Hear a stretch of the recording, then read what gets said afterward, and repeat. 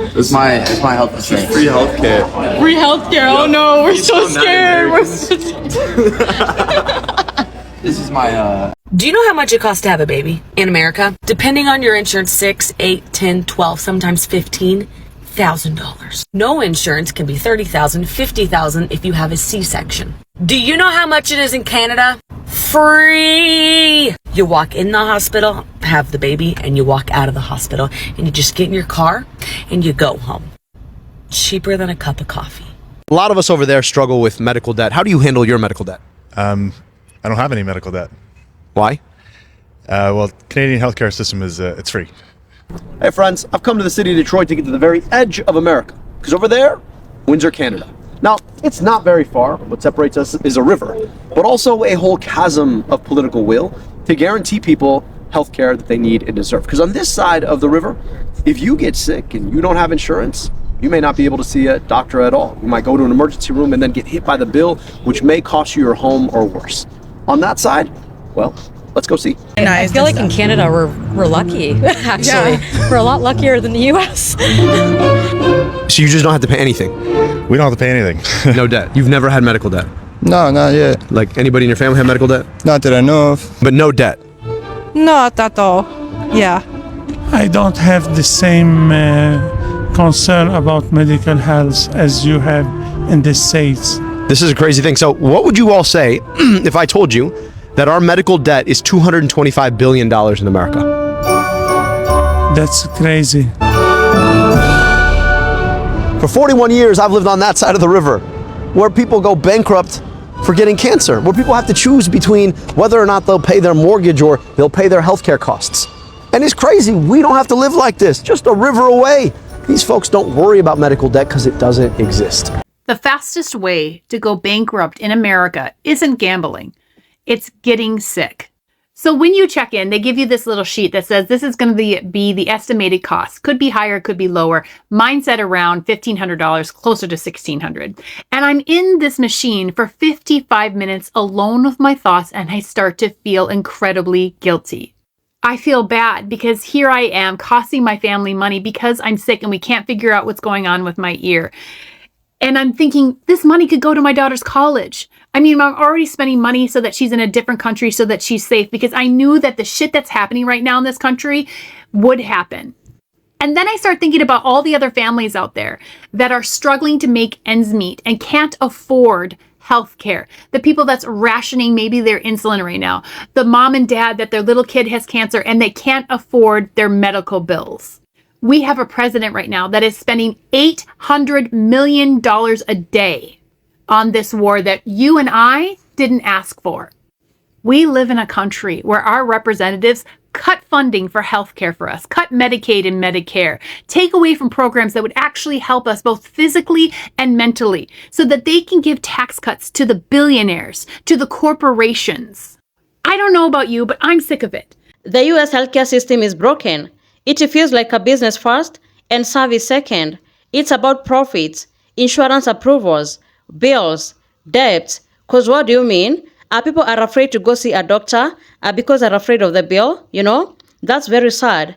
Healthcare should be a basic human right and not a luxury. And our leaders should do something about it to provide affordable and accessible healthcare for all. So let's have a look. I am an American on a tourist visa here in Canada, Calgary, Alberta to be exact.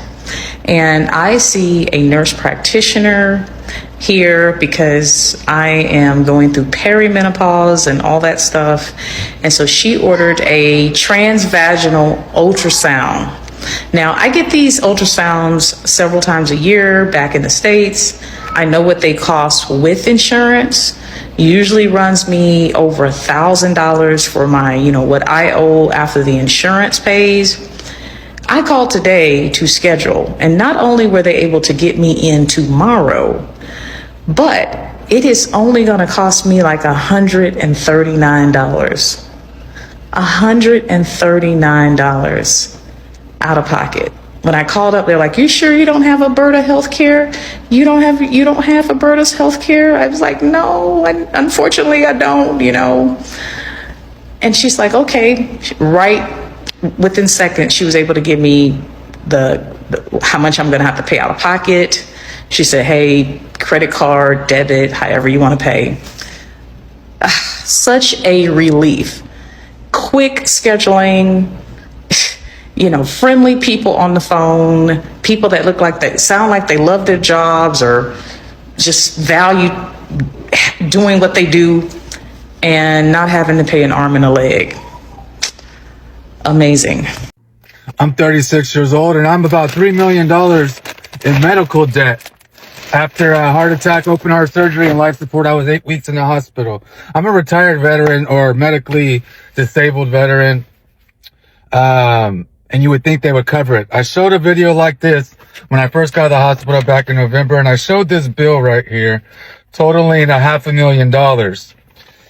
And everyone said, it's not $500,000. You only owe $22,000. Your insurance paid the rest. Yes, you're correct. But what about these other hundreds of bills that I haven't even opened some of? Let me give you an example. This one says amount $1,400. Veteran responsibility. The VA only covered $400. I owe $12. Let's get another one. $1,200. $22,000. Veteran responsibility $500. VA only approved $134. I owe $424. Veteran responsibility, $2,080. The VA only approved $432. I owe $1,647. I could keep going with this. I have hundreds of bills that I haven't opened. I don't know when I'm going to get around to it. It gives me anxiety. Yes, I'm still on hundreds of medications that I need to survive. Good news is I just got pulled off of dialysis. I no longer need dialysis. Well, I surgically have this placed into my chest, this device, as you can see here, and it needs to be removed surgically, anesthesia. Guess what? The hospital that put it in called me yesterday and told me the VA denied it. The VA did not give them the green light to remove it. So I'm stuck with this fucking catheter in my jugular vein through my chest, and the VA won't approve of removal. You wonder why people are pissed off at the American health system. I have millions of dollars in debt after just surviving surgery, open heart, life support, medications for years to come, and they can't approve a fucking catheter removal? This is bullshit. America, get your fucking shit together. The American healthcare system needs to get the fuck out of here, okay? This is crazy. I just asked for an itemized bill of earlier this month where I was dying and I needed to be hospitalized for 3 days. Bitch, the total of that 3-day service was $83,334.33. For what? For what? Oh my God. And I'm wondering if I get a degree with this service or walking down an aisle for surviving. You must be out your mind. This is the price of an Ivy League program. Not only was I dysfunctional during half of this stuff, I also didn't ask for half this stuff. Blood must cure cancer with how much they charge me for blood work. You gotta be $6,000. It sounds like I need to be reimbursed for all the stuff y'all took out of my body. Here's the fun part. $10,296. Do you know what that's for? That is for the HB room board semi-private med bed. Who the hell asked for that? I just need my airways open. Mind you, I got back problems. I really got back problems for 3 days in that bed. So make it make sense. Ibuterol at home costs like $30. Apparently, in a hospital, it's like $462. I just needed help to open my airways. You would have thought I left with a baby. So moral of the story, it's better to ride it out and talk to Jesus. Because if it's your time to go, it's your time to go. If it's your time to stay, then he's going to make a way. Do you want to know how bad healthcare is in America? Here's how bad it is. I get stitches, cut my finger the other day. Go into the hospital, get my stitches done. No big deal, whatever. I have to wait 2 weeks to get them taken out. In the meantime, I get billed for my visit. Before insurance, for 5 stitches, $3,800. After insurance, $1,800. or $1,900, excuse me. After insurance, $1,900 for 5 stitches for a terrible hospital visit. Anyway, fast forward, so I get my bill and it's time to take the stitches out, so I schedule an appointment at the urgent care that is associated with the hospital that I went to, same company. So I schedule suture removal appointment online, and then I go in for the appointment and they say, sorry, we're not going to take those out. Since you got them done at the hospital, you have to get them removed at the hospital. I said, why didn't you tell me that when I scheduled the appointment online? They said, sorry, go to the hospital. So I go to the hospital. And then I wait around for a while in the ER, and then I get back and I ask the nurse, hey, this is what happened. They turned me away at urgent care, told me to come here, that you guys would do it for free. Is that true? And the nurse said, let me check on that. I'm going to check with billing really fast. So they go check on billing. And then they say, sorry, billing says that you'll have to pay to get these stitches removed. And I said, that really sucks because I paid $1,800 to have that done after insurance.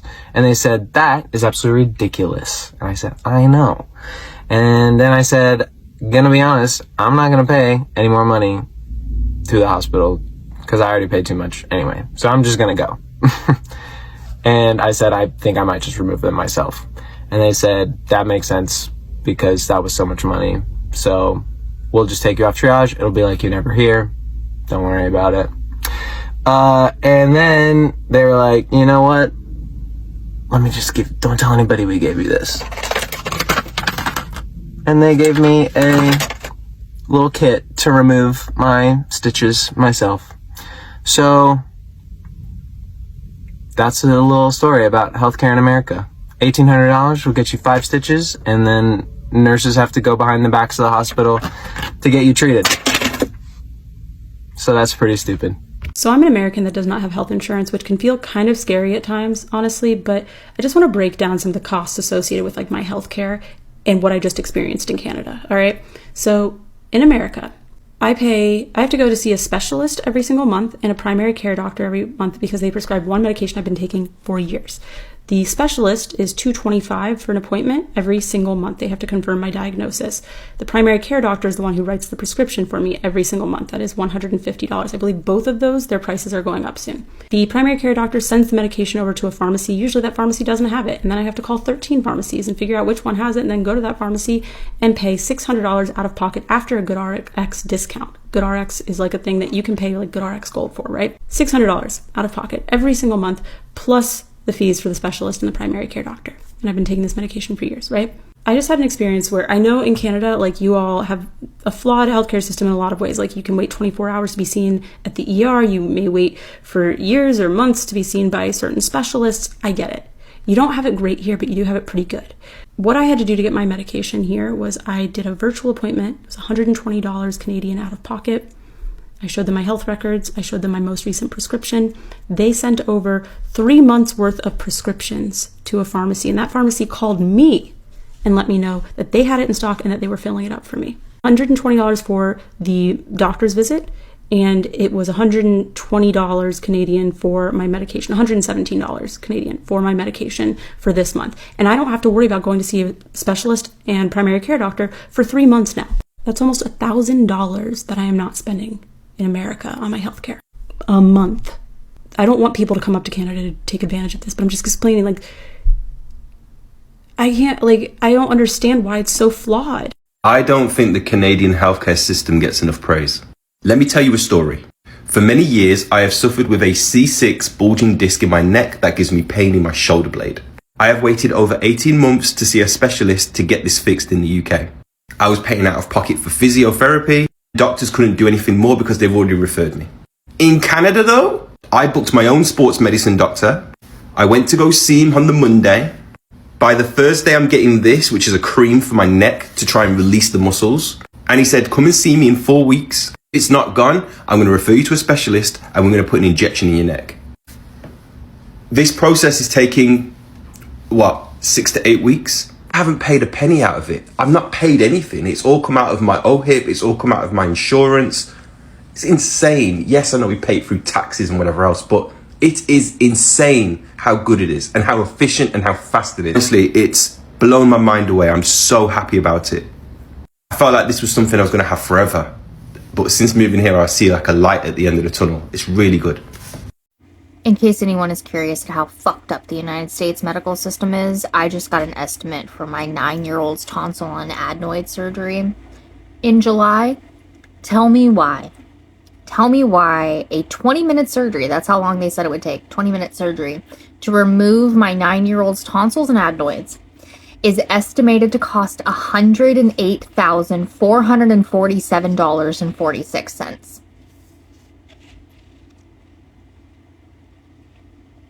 This situation makes you stop and think about priorities. Because how does a country as rich and powerful as the US, people are afraid to go see a doctor because of the bill? You know, that's not normal. You've got families out here making impossible choices. Do I pay for rent or do I buy medication? You know, do I take my child to the hospital or do I risk it because I know the bill will follow me for years? That is so stressful. Like one emergency can wipe out everything you've ever worked for. If you look at other countries, not just Canada, but across Europe, people are not afraid to go see a doctor. They don't have to sit at home hoping their symptoms will go away because they're scared of the bill. They just go get treated and move on with their lives, you know? And Americans are comparing this, and they also feel that this should be done in their country if the leaders really wanted. If you look like a country like Mexico, it's not even close to America, but they got universal health care for their citizens, you know? Americans are so tired hearing there's money for everything, but not for something as basic as health care for the citizens, you know? Americans are so tired of feeling like they're one accident away from financial ruin. They want peace of mind, because imagine having to worry that you may lose your home or go in debt just because you got sick, you know? You live with constant fear, no room to breathe, no room to plan your life. And this is why so many Americans feels like the government doesn't care about them or doesn't work in their favor, because it makes them so angry when they see the government spending millions of dollars in unnecessary wars, you know, and getting involved in foreign matters while people at home are struggling to pay bills. This is about survival, and people want a system that actually cares for everybody. So thank you so much for tuning in. Be sure to like, subscribe, and share. Have a good one. I'll see you in the next video.